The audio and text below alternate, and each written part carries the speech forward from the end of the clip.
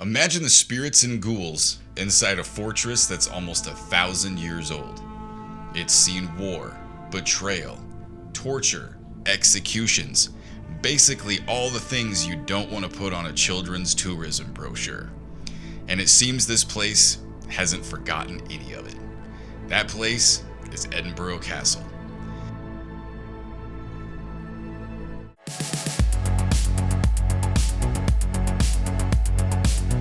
Edinburgh Castle isn't just a landmark, it's a nightmare graveyard with amazing real estate. And these ghosts, they're practically on the payroll.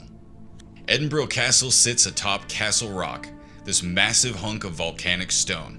The perfect spot to build a fortress, especially if your goal is to fight bloody wars and rack up a crazy body count, which is exactly what happened.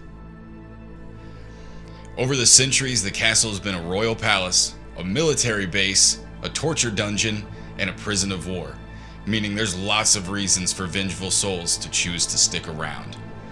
During the Wars of Independence, Edinburgh Castle changed hands like a cursed game of hot potato. Enemies of the crown tortured in the vaults, prisoners chained, starved, and often executed. So when people say the castle's crawling with spirits, you should probably believe them. First up, we have the Lone Piper. One of the creepiest legends at Edinburgh Castle isn't about what you see, it's about what you hear. Bagpipes.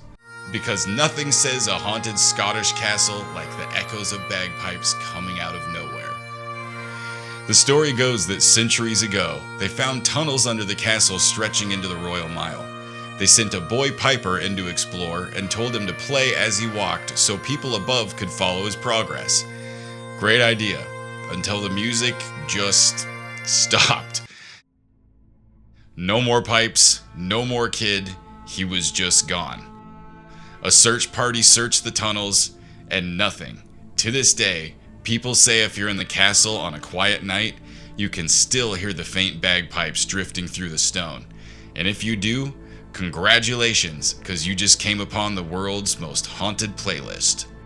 The Headless Drummer. Now this one's straight nightmare fuel. The Headless Drummer, first reported in the 1650s.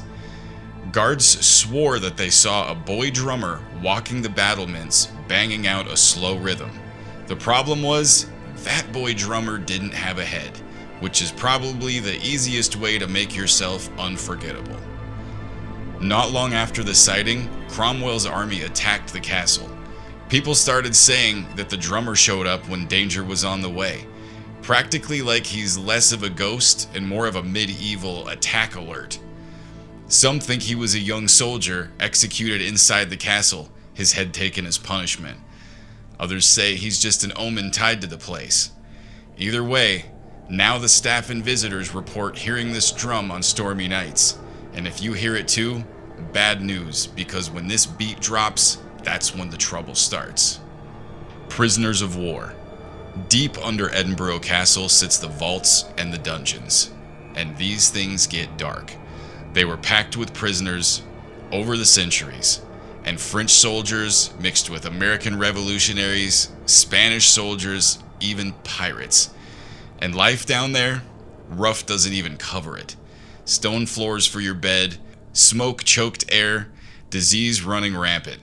Plenty of men went in, not every man came out. Now the ghosts, they're still on duty.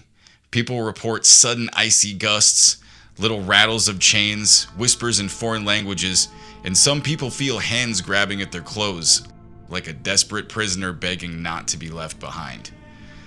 Visitors have been shoved, scratched, even fainted from the feeling of suffocating. Guides say shadows move from out of nowhere like people are walking by, and sometimes there's the sharp smell of smoke, just like when the prisoners tried to keep warm by burning scraps of wood. Now these vaults are considered the castle's most haunted spots, so if you go down there, don't be surprised if something tries to come back up with you. The Grey Lady. Now here's the star of Edinburgh's ghost tour, the Grey Lady. People say she's Janet Douglas, Lady Glamis, and her story is straight up brutal. She was born into the Douglas family, who King James V hated. In 1537, he finally got her where he wanted her. She was accused of trying to poison him with witchcraft, a completely false charge, but back then being accused of witchcraft was a death sentence, just with a few more steps. She was dragged to the castle along with her young son. She was tied to a stake on the esplanade and burned alive in front of the crowd with a happy king watching. The witnesses said she never screamed once. But after that, people started seeing her ghost.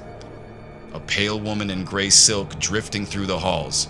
The guards swore they heard a crying woman where no one was. And in the chapel, she's seen kneeling and flickering like fresh smoke. On the esplanade, some people smell burning where she died. And even today, tourists feel cold touches, phantom hands, or choking smoke in their lungs. And if you feel it too, well, you just met Lady Glamis, and she's not done telling her side of the story. So that brings us to today, and if you're thinking, cool story, man, but those are just legends, well, here's the thing. In 2001, a huge study brought hundreds of volunteers into the castle's most haunted areas, the vaults, the dungeons, and the chambers. The results? People reported being touched, sudden cold spots, strange figures, and sounds with no source. Even skeptics walked out looking like they'd just seen a ghost, because they most likely did. Now this is where you come in. Whether it's the boy piper lost under the city, the drummer with no head, the prisoners scratching at the walls, Lady Grey searching for justice. Edinburgh Castle isn't just stone. Obviously, it's a haunted fortress that's still trying to talk, if you're somebody unlucky enough to listen. So would you spend time there? Do you think these ghosts are real? Or is it just legends that refuse to die? Let me know what you think in the comments, especially if you've ever been there. Let us hear your story. And if you're brave enough, would you check out Edinburgh Castle after dark? I think I might. See you guys on the next one.